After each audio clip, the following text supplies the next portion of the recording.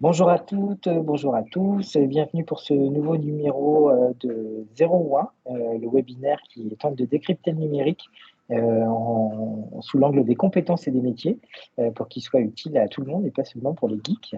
Donc aujourd'hui, c'est une conversation à bâton rompu sur, l'internet des objets avec, Vanessa Chocteau qui va se présenter dans un instant et toutes les semaines, donc en live sur Teams et en replay sur YouTube, c'est une conversation à bâton rompu sur une thématique du numérique qu'on essaie de décrypter. Donc aujourd'hui, je suis ravi de recevoir Vanessa Chocteau. Vanessa, est-ce que ça va? Est-ce que tu Oui, vas très bien? bien. Je fais Oui. oui. La première question un peu rituelle, c'est tu es né où? Tes parents, ils faisaient quoi? Et qu'est-ce qui t'a amené à travailler dans le numérique? Raconte-nous un peu ton parcours. Bah, écoute, moi, je suis née dans un berceau, parce que c'est là qu'il y avait des grosses entreprises, américaines, qui s'étaient implantées. Je suis née à Angers. Donc, tu avais beaucoup, beaucoup de sociétés dans l'informatique et télécom et cetera. Heu, Mes parents, ma maman était dans le médical, mon papa était DSI et donc, notamment dans une banque. Donc j'avais accès, à toutes les nouvelles technologies, je voyais ses équipes, infrastructure, développement et cetera. Et pour autant, je vais te dire, je n'ai pas du tout fait de numérique, jusqu'à ce que je rentre chez DocaPost en 2015. Donc en fait, j'ai fait un tout autre parcours et finalement, bah, tu vois, on est rattrapé par son histoire et j'ai rejoint le numérique en 2015. Donc la boucle est bouclée. Ouais. Mmh. Et l'autre question un petit peu rituelle pour démarrer la conversation, c'est, la question que j'appelle Claudine et Jackie, puisque Claudine et Jackie, c'est le prénom de mes parents et mes D'accord. parents, c'est pas du tout des geeks et donc la première question, pas du tout geek, c'est quoi l'internet des objets ou IoT? Comment tu le définirais, à Claudine et à Jackie, qui sont mes parents et qui sont pas geeks du tout? Alors l'internet des objets, je pense qu'il est plus facile à comprendre maintenant. C'est en fait tout ce qui permet effectivement d'avoir, des objets qui communiquent entre eux, qui communiquent avec des plateformes, des applications.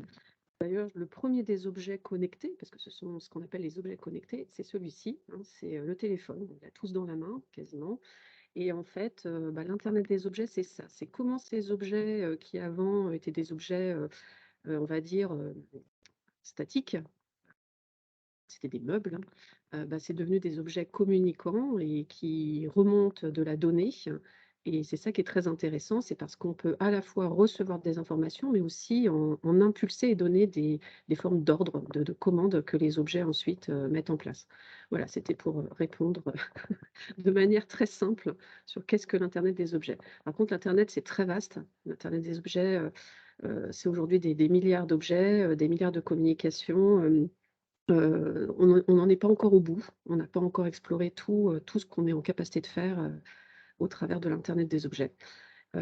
Et dans Internet of Things, j'aime à dire que c'est pas que des objets connectés, il y a aussi toutes les autres couches, mais je pense qu'on va y revenir, si on rentre un peu plus dans la technique, parce qu'il y a plein de choses autour de l'internet des objets. Et avec une perspective un peu historique, c'est, on en parle beaucoup en ce moment. À quel moment ça a commencé à décoller? C'est avec le mobile, comme tu l'as dit, vers, 2000? Ça date d'un petit peu avant? Comment Hem tu Alors, bah, tu sais, tu as des phénomènes de vagues. Je pense qu'effectivement, dans les années 2000, on était beaucoup sur la mise en place de l'Internet, ce qu'on appelait le 2.0, donc plutôt les systèmes de réseau, hein, réseaux sociaux notamment. Donc, on était beaucoup dans ces développements d'applications, de réseaux. Euh, L'Internet des objets, c'est plutôt arrivé vers les années 2010, où là, tu as eu effectivement un boom, sur le fait que, bah, finalement, tout ne passait pas que par le smartphone. On pouvait, avoir des compteurs, électriques, des compteurs gaz, des compteurs eau, bah, qui emmagasinaient de la donnée, qui la remontaient automatiquement, plutôt que de faire passer quelqu'un qui prend à la main, le relevé compteur. On imaginait que, on pouvait faire, alors avant, ça s'appelait, tu sais, ce qu'on appelait la domotique. Ça existait un peu, c'était le grand rêve, hein, d'avoir, la maison tout équipée où tu claques des doigts et ça s'allume, le chauffage se met en route doucement, voilà, les stores s'ouvrent et cetera. Donc tu as eu toute la tendance domotique, mais la domotique, c'était un bouton de commande. Alors que l'internet des objets dans les années 2010, c'est Comment on rend ça possible? Parce que maintenant, ils sont tous connectés grâce, au réseau, au Wi-Fi. Ça va beaucoup plus vite, la communication se fait instantanément et donc là, pour le coup, on est en capacité d'équiper beaucoup plus largement. Voilà, il y a eu un grand boom d'objets, vers les années 2010. Et est-ce que comme dans d'autres champs comme l'IA ou le big data ou des choses comme ça, est-ce que la technologie était là, mais les usages n'étaient pas encore déployés? Ou est-ce qu'il a fallu attendre certaines technologies pour que les usages explosent? Comment tu juges un peu la poule et l'œuf à ce niveau-là? Ouais, tu as raison de le dire.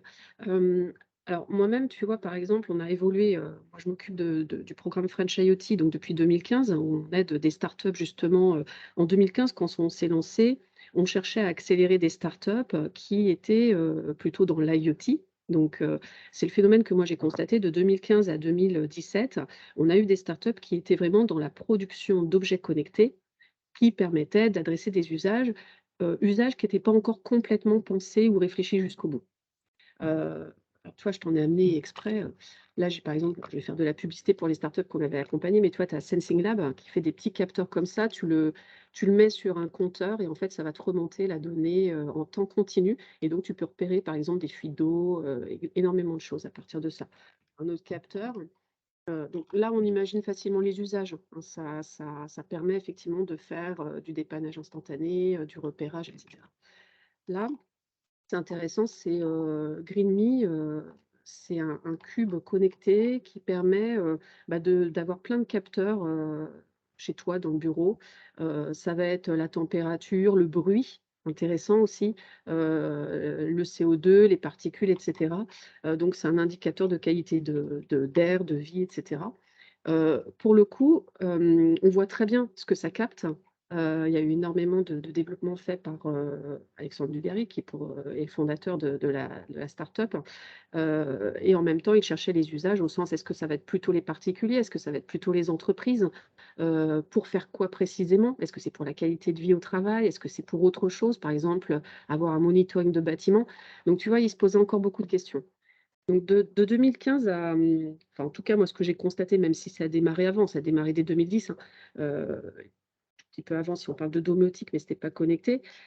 Jusqu'en 2017-2018, on était vraiment sur l'IoT objet connecté et il faut savoir qu'un objet connecté, ça prend entre 18 mois et 24 mois, pour passer du produit, concept au produit fini, hein et en grande quantité. Et puis, le virage que nous, on a constaté, c'est pour ça que maintenant, quand, moi je parle de notre accélérateur qui en est à sa 8e édition cette année, on accélère les startups, plus seulement dans l'IoT, mais dans les services connectés. Parce qu'en fait, on se rend compte que maintenant, on est plus sur des usages. Tu vois, on a eu toute la vague, là je vous ai montré des produits, mais on a eu toute la vague aussi beaucoup des bracelets connectés. Donc de tout ce qui était, device, on appelle ça les devices, qui permettent de s'équiper, pour suivre effectivement, ses paramètres, physiologiques, pour, s'entraîner, il y avait énormément de choses de ce type-là.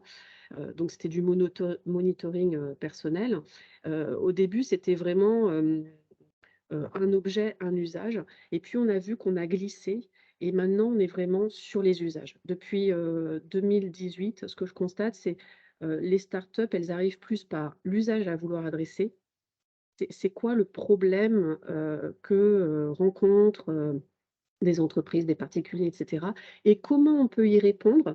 Soit en s'appuyant sur des produits déjà existants sur le marché, donc, il y a de plus en plus, tu sais, des grands fabricants, qui proposent des produits et c'est on va se connecter à ces produits et on va plutôt mettre en place l'application ou le site web qui va s'interconnecter et qui va délivrer un service, et qui va répondre à l'usage demandé et aux besoins demandés.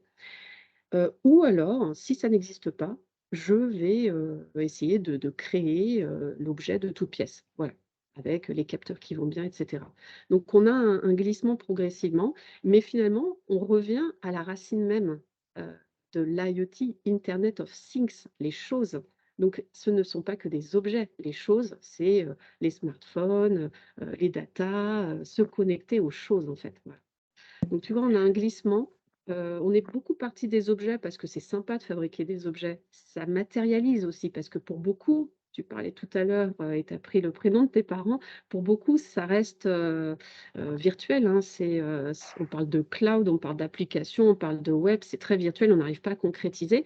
Donc, c'est vrai qu'il y a eu toute une période où c'était plutôt de la production d'objets pour faire prendre conscience que ça pouvait avoir une utilité dans le quotidien. Et puis maintenant, on est plus revenu à quelque chose de plus, plus pragmatique, quoi. On part de l'usage et on voit s'il y a des objets existants. S'il y en a pas, on en crée des nouveaux. Et tu parles de l'Internet of Things, tu dis que maintenant les smartphones sont les premiers, objets connectés, donc ça passe par des réseaux, 4G ou 5G, ça passe par l'internet. Est-ce que c'est fini l'époque où ça discutait beaucoup de d'autres types de réseaux, comme LoRa, comme Sigfox? Est-ce que ça, c'est la préhistoire de l'internet des objets? Ou est-ce que tu vois encore, des startups qui travaillent sur ces logiques de réseau? Est-ce que la bataille des réseaux a été gagnée par les réseaux mobiles et par l'internet? Ou est-ce qu'il y a encore des histoires de réseaux alternatifs pour les objets, justement, Oui. pour pas saturer l'internet. Alors, il y a eu effectivement à un moment donné, bah, tu sais, dans les fameuses années 2015-2018, une grosse bataille, hein, autour des réseaux de connectivité. Il y avait notamment l'opposition entre ce qu'on appelle le bas débit et le haut débit. Donc le haut débit étant, la connectivité 4G, 5G et cetera, utilisation du Wi-Fi, et puis le bas débit, c'était les réseaux LoRa ou autres, hein. Et en fait, il y a effectivement une bataille pas que entre acteurs, français ou européens, mais aussi au niveau mondial, hein, parce que chacun essayant d'imposer, son réseau et son standard. On a un petit peu quitté ça, maintenant on est plus justement sur, le réseau utile, à l'usage et à l'objet, concerné. Si on doit remonter de la donnée en continu, mais que c'est juste, un paramètre remonté toutes les 5 ou 10 secondes, et ça tient juste en, 5 caractères, tu vois? Bah, pour le coup, le bas début suffit amplement, hein. C'est beaucoup, moins cher, c'est facile à déployer, ça permet de se repérer facilement, enfin voilà, et puis il y a une forme de stabilité aussi. Donc ça peut tout à fait, suffire. Alors qu'effectivement, quand tu es sur de la donnée, qui doit, être remontée peut-être moins fréquemment, mais qui est beaucoup plus lourde, quand tu as énormément de données qui remontent, là, pour le coup, effectivement, on peut passer par autre chose. Ou quand il faut donner une instruction, hein, et être sûr qu'il y aura l'instruction donnée à l'objet. Donc voilà, je dirais que c'est plus la bataille, forte qu'on a constatée, notamment dans différents événements au CIS dans les années 2015-2018. Maintenant c'est plus réfléchi. En revanche, quand même, le débat, il reste toujours ouvert. Pourquoi? Parce que le débat aujourd'hui de l'impact énergie, enfin et de l'impact, forcément que l'on a, sur l'environnement et la consommation, on parle beaucoup de sobriété numérique, il est toujours là et il va être encore là pendant, très longtemps. Donc, faut vraiment quand même se poser cette question en amont, d'être impact by design, c'est-à-dire, bien réfléchir à, pour l'usage que j'ai adressé, pour, la volumétrie de données que j'ai à remonter, pour l'urgence aussi de la donnée à remonter. Est-ce que c'est une donnée, toutes les 10 secondes, une donnée toutes les demi-journées, toutes les journées, tous les mois? Bah, qu'est-ce que je prends en face, hein, pour qu'il y ait le moins d'impact possible et en même temps que, bien évidemment, ça ne dégrade pas, ma transmission. Voilà, donc je dirais que c'est comme ça, enfin, je réponds à ta question comme ça. Après, tu auras d'autres spécialistes à interroger. Oui, oui, non, bien sûr, mais là, on est là pour faire le tour des sujets et puis, avec un regard, forcément subjectif et partiel, donc il y a pas de souci. Et donc si on regarde sur les objets, donc est-ce que, pareil, est-ce que, il y a tout type d'objets qui communiquent sur ces réseaux-là? Donc est-ce que, je sais pas, une marchandise, une palette, un avion, un smartphone, effectivement un compteur, Linky, c'est tout ça l'internet des objets? C'est tous ces objets-là? Oui, c'est tous ces objets-là, effectivement, parce que tu peux facilement rajouter, des composants, en fait, aux objets. Notamment, tu vois, on a aussi accompagné des startups et c'est normal, c'est très proche, des domaines dans lesquels je suis, vu que je fais partie du groupe La Poste, hein. Même si je fais partie de Docapost, qui est la filiale numérique, dans le groupe La Poste, on a une activité de logisticien. Donc on est beaucoup sur la traçabilité aussi, par exemple, des colis, et clairement, tu peux rajouter, sur, des contenants, particuliers, très spécifiques, un peu rigides et cetera. Il y a une startup, on va la nommer Pink Packet, qui fait ça. Tu rajoutes en fait, bah, tout ce qui va bien pour avoir, les capteurs, et pour pouvoir assurer la traçabilité. Donc tu peux effectivement avoir une remontée en continu et pas uniquement au moment du flashage, hein. Tu sais, généralement, tu as des points de flashage, en entrée, sortie d'entrepôt et cetera. Bien là, tu peux rajouter le petit composant, en fait, dans le contenant et pour le coup, tu as de la remontée en continu, notamment sur de la marchandise, qui a de la valeur, ou fragile et cetera. Aussi, tu sais, pour maintenir, par exemple, la température, une température dirigée, sur, les colis qui sont transportés. Donc, effectivement, tu peux équiper, les objets. En fait, c'est donc soit tu crées un objet de toute pièce, soit effectivement tu vas équiper des objets qui communiquaient pas jusqu'à présent, mais qui pour le coup, peuvent le faire. Top, merci. Et tu as prononcé plusieurs fois le mot et donc on va glisser un peu sur ce sujet-là. L'intérêt de tout ça, de tous ces objets qui sont connectés, c'est de remonter de la donnée, de la data. Tu l'as dit Oui. plusieurs fois. Donc est-ce que tu peux expliquer là aussi, quels sont les pourquoi, c'est intéressant de remonter de la data et surtout qu'est-ce qu'on en fait après de cette data et quel lien ça peut avoir effectivement, avec, d'autres univers qu'on a déjà explorés comme peut-être, je sais pas, le big data, l'IA et toutes ces choses-là? Ah, en fait, l'internet des objets, tu as raison, ça concerne tout cela. Il faut plusieurs couches dans l'internet des objets. Donc déjà, forcément, il faut des objets qui ont les composants nécessaires pour pouvoir communiquer. Ensuite, il faut le réseau de collecte, on en a parlé, hein, et puis adapter ce réseau de collecte plus maintenant à des enjeux. Alors bien sûr, il faut que ce soit standardisé, mais plus à des enjeux de sobriété numérique que tu vois de bataille de fournisseurs aujourd'hui.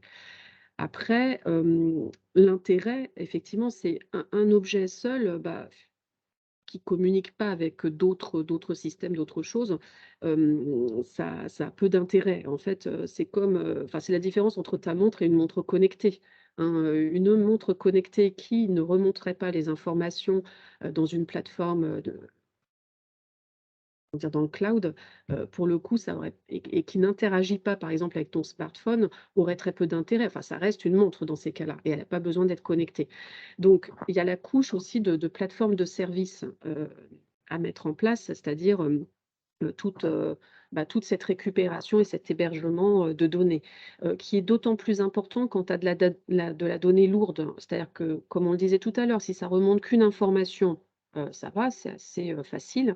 Si ça en remonte, beaucoup, pour le coup, il y a nécessité d'héberger quelque part, de sécuriser. En plus, il faut savoir que, sur les objets connectés, notamment sur des objets sensibles comme les montres, connectées qui remontent pas mal de paramètres, nous concernant individuellement, on sait très bien que, les données, au bout de 3 ou 4 données, on est capable de reconstituer et de remonter la chaîne et de désanonymiser.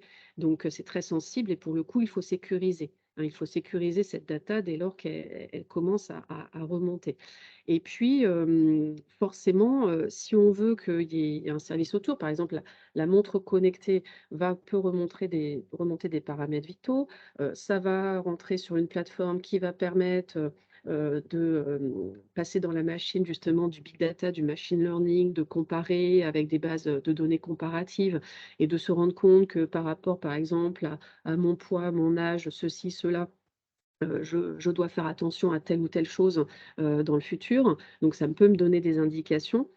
Tu vois, on a des startups aussi qui ont fait, par exemple, des montres qui étaient en capacité, alors pas que les montres parce que tu as aussi les algorithmes qui vont avec, qui a fait montre et algorithme, qui était en capacité de quasiment te dire qu'à 3 semaines ou 15 jours, tu avais un risque d'infarctus plutôt avéré, en remontant quelques paramètres.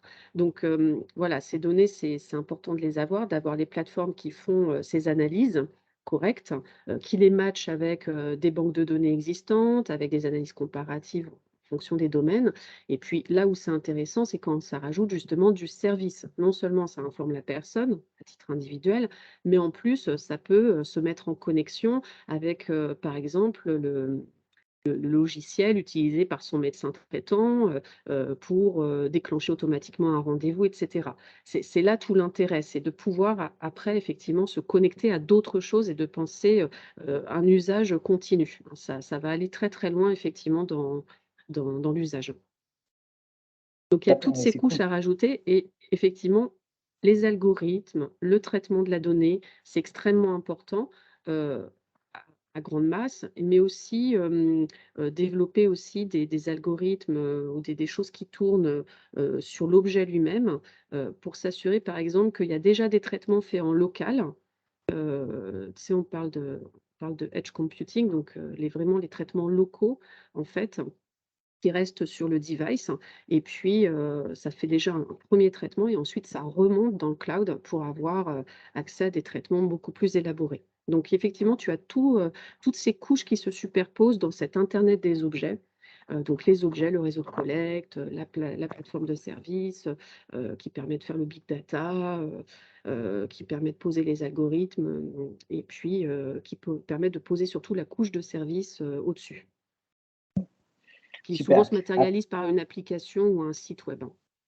Mmh mh. Après tu vas me voir venir, on va aller sur les compétences, les métiers qui sont embarqués par tout ça.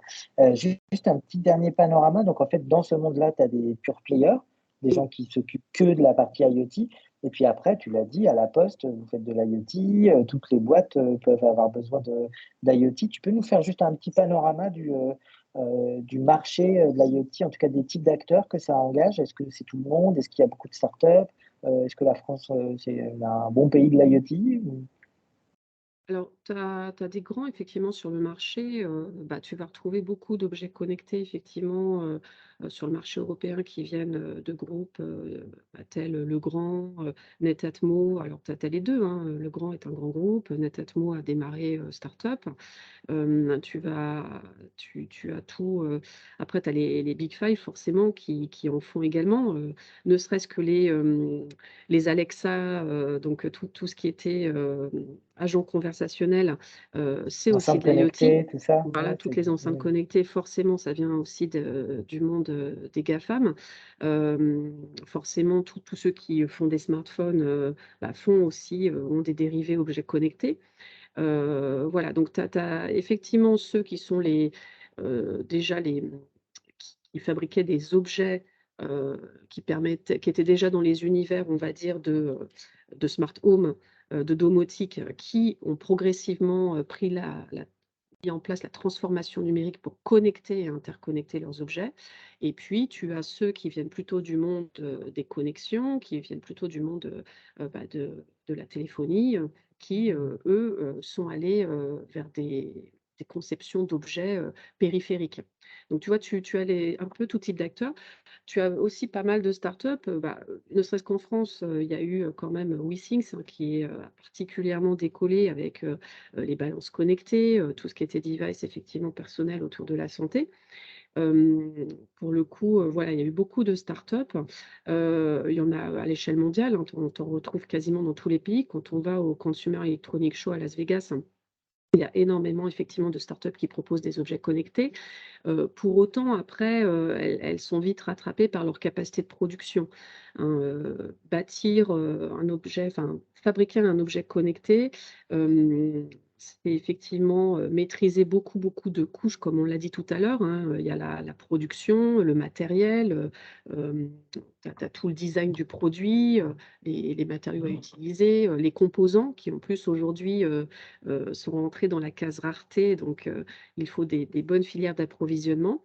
Donc il faut bien Mmh. maîtriser, la masse production et puis, peut-être aussi le fait que, ce soit un peu plus, difficile, notamment sur la partie européenne.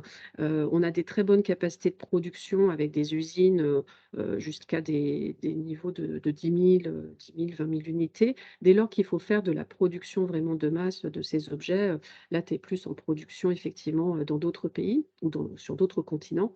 Donc ce qui nous rend beaucoup plus dépendants et ce qui, nécessite notamment à des startups d'aller s'implanter, à l'autre bout de la terre. Donc, voilà, c'est pour ça que les startups, arrivent jusqu'à un certain palier et puis après effectivement, c'est plus repris, par des groupes. Et avec French IoT, donc c'est un incubateur, un accélérateur, c'est les 2, donc c'est spécialisé sur les startups et les scale-up IoT. Donc, il y a un écosystème en France où vous pouvez aussi accélérer des gens qui sont, de l'étranger? Est-ce que c'est quoi un peu votre écosystème?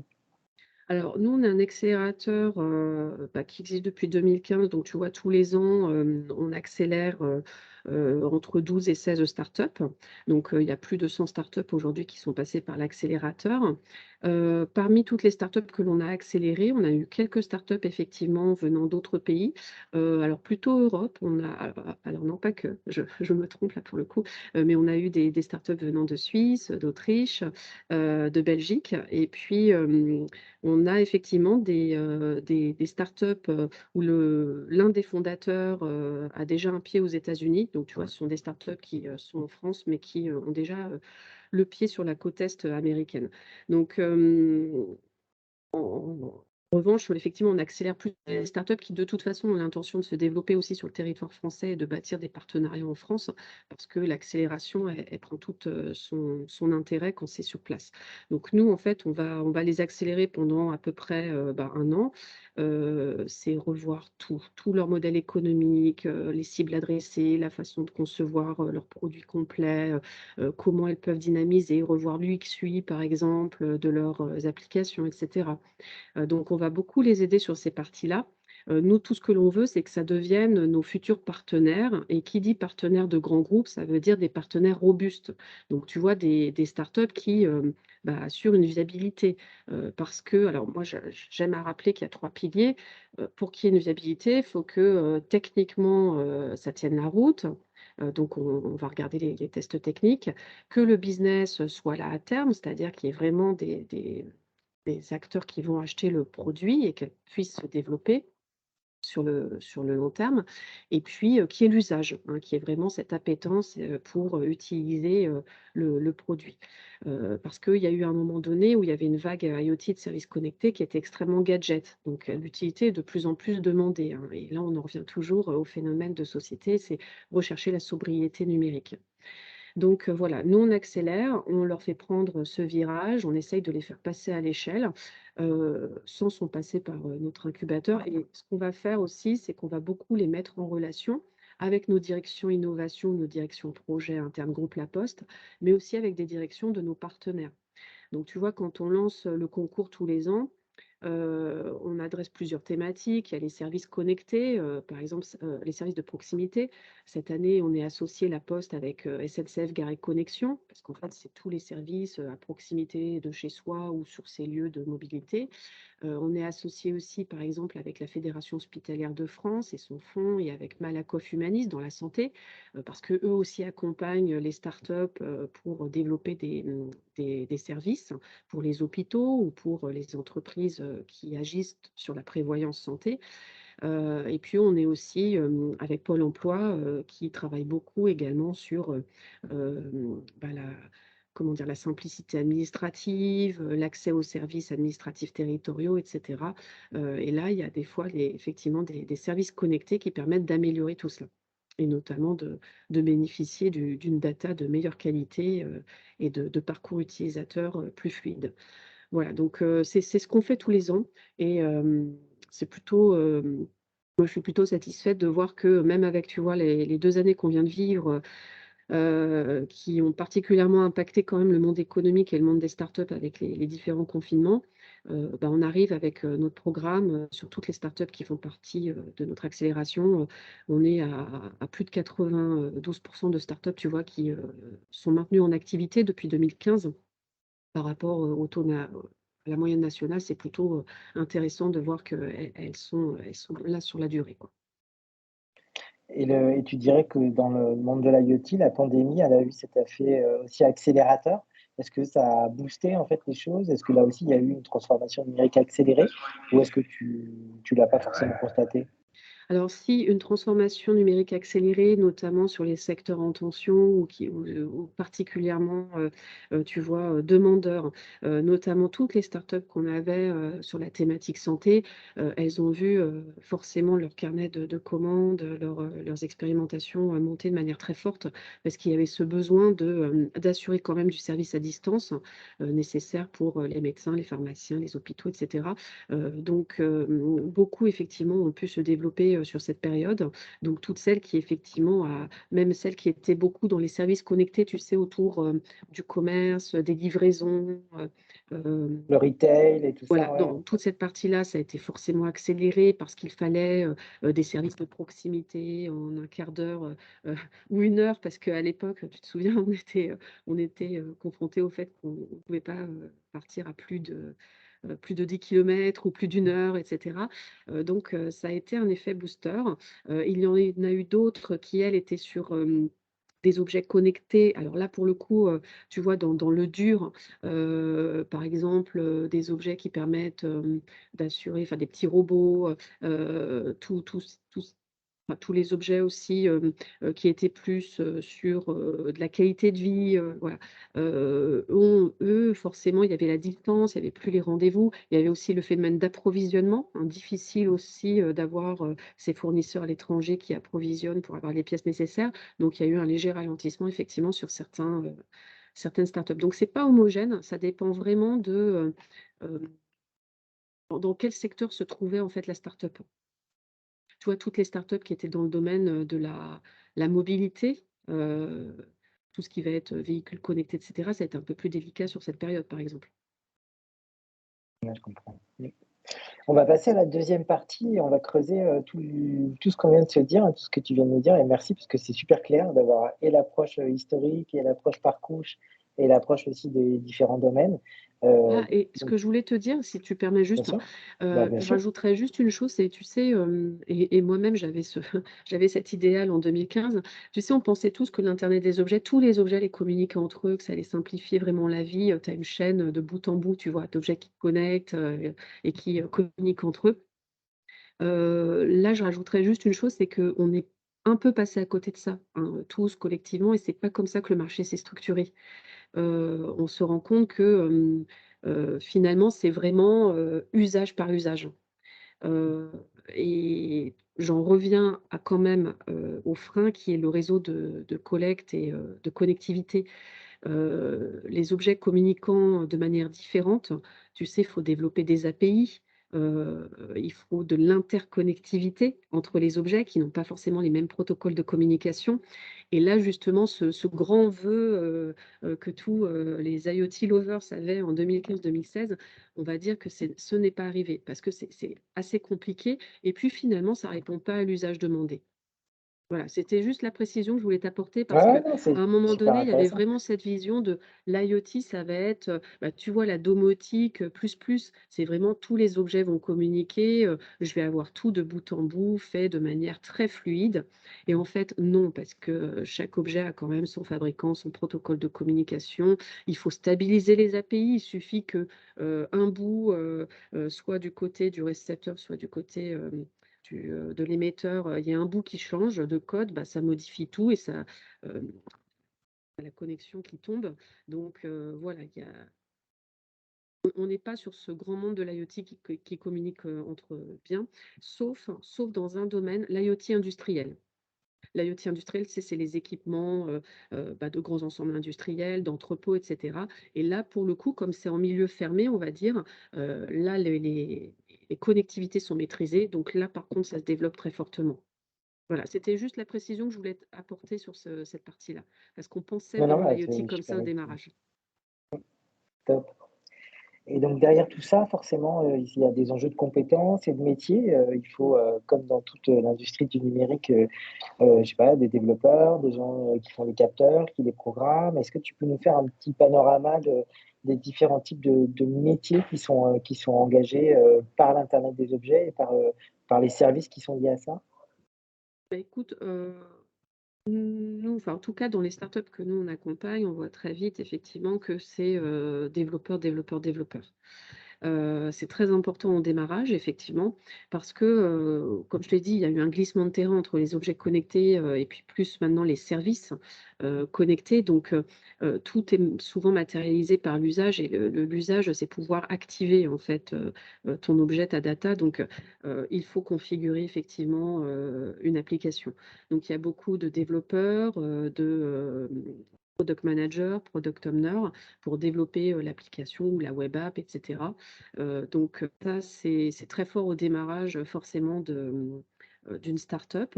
Heu, il y a effectivement quelques-unes qui sont restées sur la production même d'objets, où là, pour le coup, on a effectivement, plus de connaissances dans les telcos.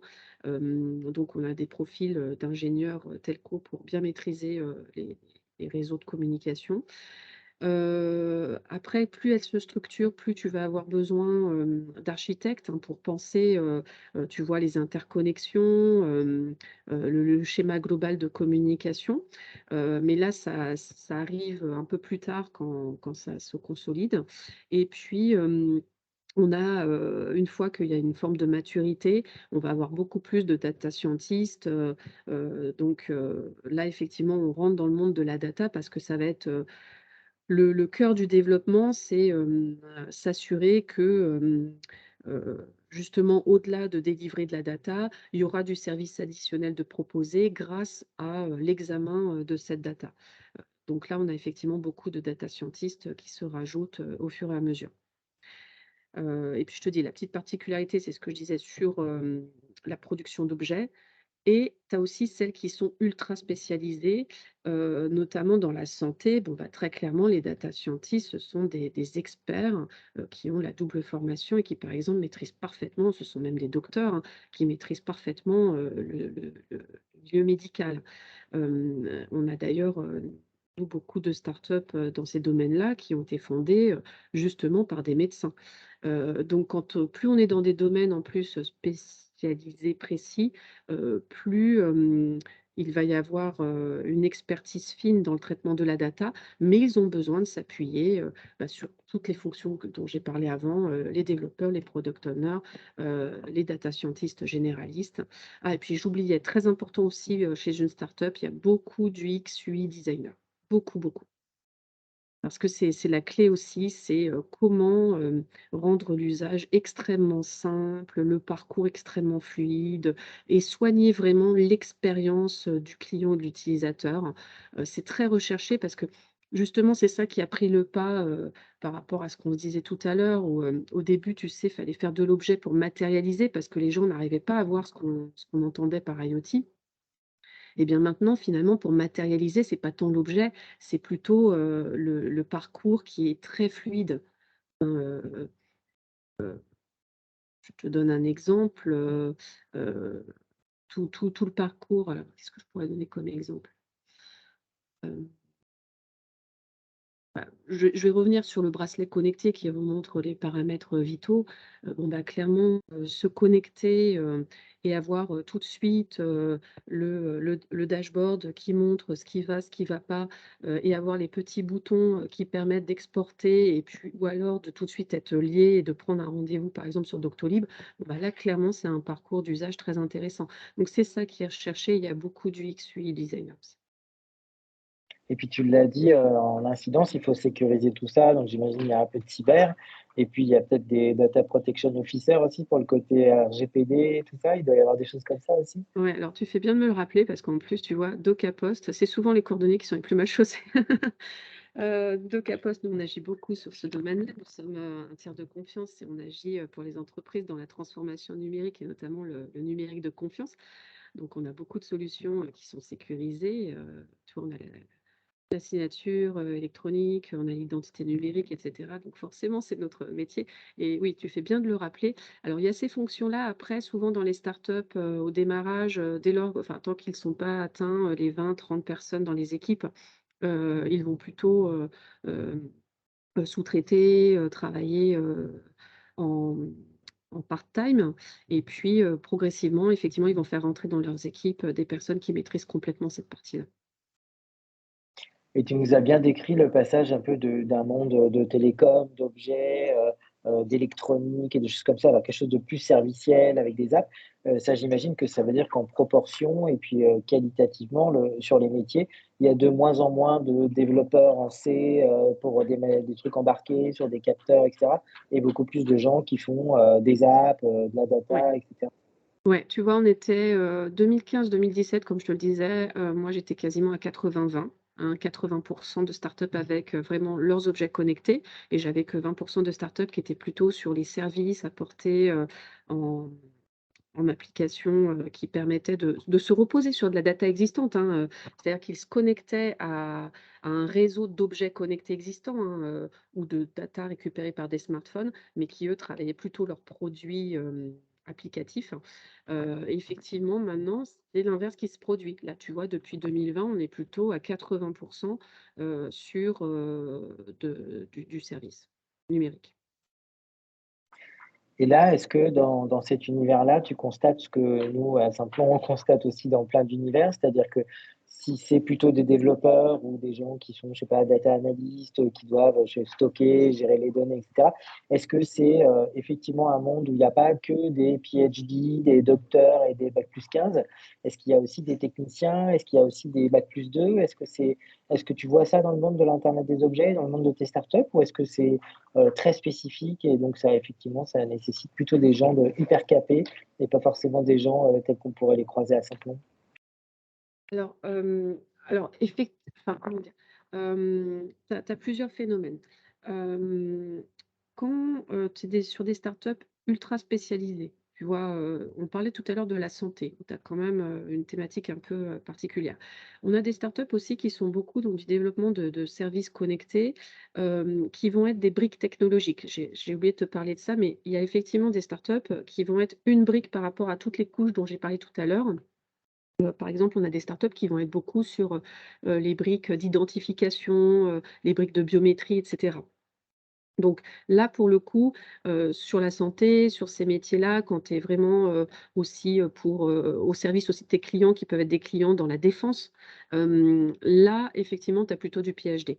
Parce que c'est, forcément, tu as un milieu, très sécurisé, très, il faut produire des études scientifiques et voilà et là, pour le coup, on est plutôt sur cela. Sur les startups aussi qui démarrent tout juste, tu as vraiment les niveaux aussi PhD parce que, forcément, ils ont au démarrage des petites équipes. Donc, on va plutôt tabler sur un très, très bon CTO, tu vois? Qui va un peu tout faire au démarrage. Donc c'est après quand les équipes s'étoffent, que là, pour le coup, il y a vraiment besoin d'automatiser, de créer de la ligne de code, de plus, s'attaquer à de la donnée. Là, quand les équipes s'étoffent, effectivement, ça c'est ouvert, hein et tu as les c'est ouvert, bah, à des personnes, bah, qui savent coder et puis, les startups en ont vraiment besoin parce que nous, on a des startups qui viennent, tu vois, de toute région de France, pas que, de l'Île-de-France.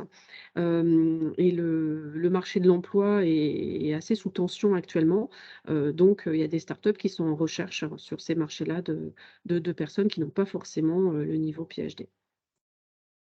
Donc ça, c'est plutôt rassurant, pour, nos apprenants et les gens qui nous écoutent. Ça veut dire que, bah, quand on est niveau bac ou qu'on n'a pas forcément fait une école d'ingénieur, on peut très bien, s'intéresser à ces compétences et ces métiers et travailler dans le monde de l'IoT, même si on n'a pas, docteur en informatique ou diplômé de l'EPITA.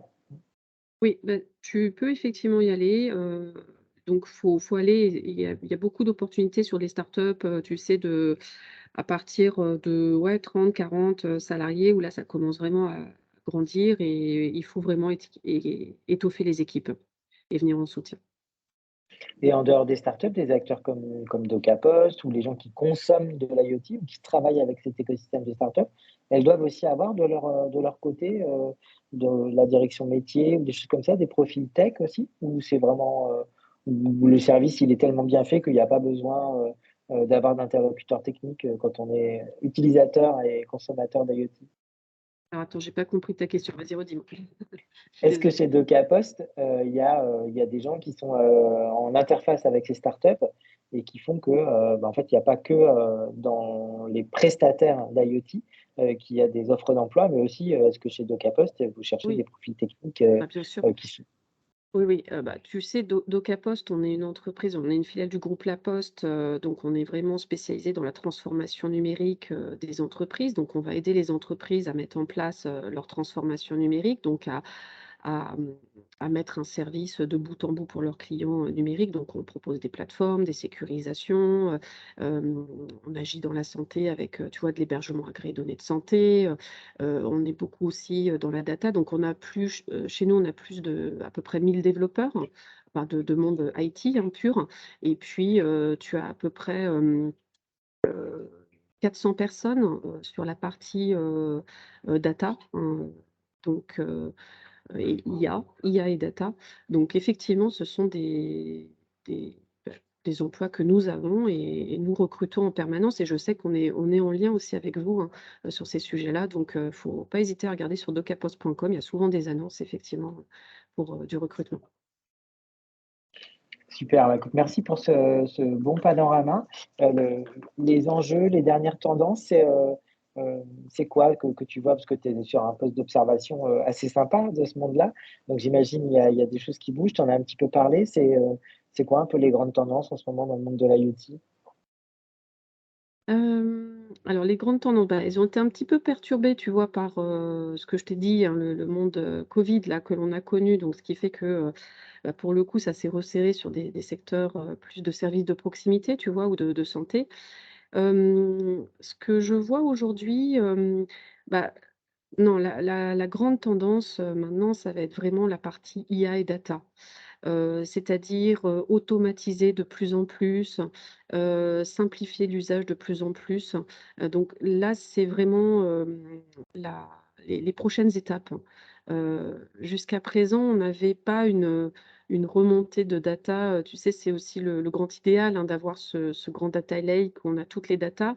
Hem, Effectivement, les GAFAM, ont, hein, ce réceptacle et énormément de data. Et là, pour le coup, dans, tout ce que je t'ai dit et ce qu'on couvre nous, chez French IoT, on a les services de proximité, les services au territoire, la santé, les services aux entreprises, donc toute l'automatisation de processus internes et cetera. On sent que le futur va être IA et data.